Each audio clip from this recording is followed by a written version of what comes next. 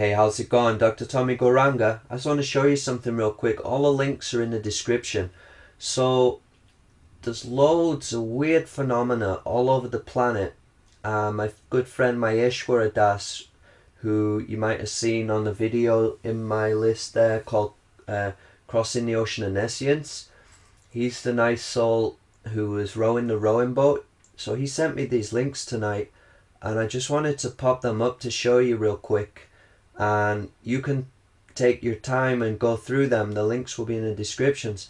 So he's given a whole lot of evidence of really bizarre phenomena all over the planet with vitrified glass, which is up in Scotland and Greece, Egyptian Sahara, huge areas where the sand has been turned to glass due to immense levels of heat, upwards of 1000 degrees necessary to cause such a phenomena. And it's suggestive, as we know from the Vedas, that atomic energy is described clearly, that it was available in the previous ages. You may have heard me talk about that on some of my earlier videos. And this is another one, evidence for ancient atomic warfare. So this is fascinating. You can see it's quite in-depth articles with a lot of archaeological evidence. There's another one here, vitrification, vitrified forts and glass.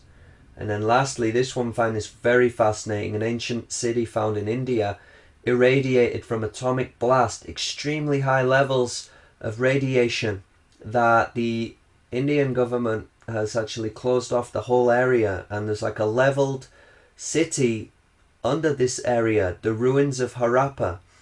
Now this dates back to 8 to 12,000 years ago, when a huge explosion destroyed most of the buildings and probably 500,000 people. So you just see, here we have evidence of nuclear explosions going back 8 to 12,000 years ago. So this is not something that we've only just discovered in the last century, you know, with nuclear bombs, atomic bombs, but rather, as the Mahabharata and the Vedas explain, that there's many descriptions of these explosions. And also we know the Bhagavad Gita, the Battle of Kurukshetra, there was also accounts of weapons being released via the recitation of certain mantras, which can then cause these reactions and explosions.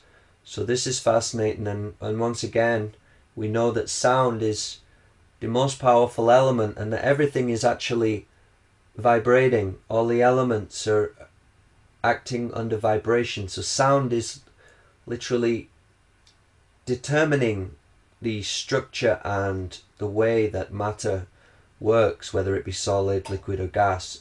Sound is the underlying principle of the entire material energy. So take a look at this stuff. It's fascinating scientific reading. And there's another great crater near Bombay. They don't have a clue what caused this crater.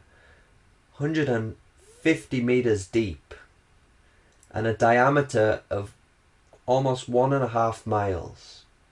You know, this is huge. So check this out and stay tuned. Happy New Year, guys. Goranga Nityananda, Dr. Tommy Goranga.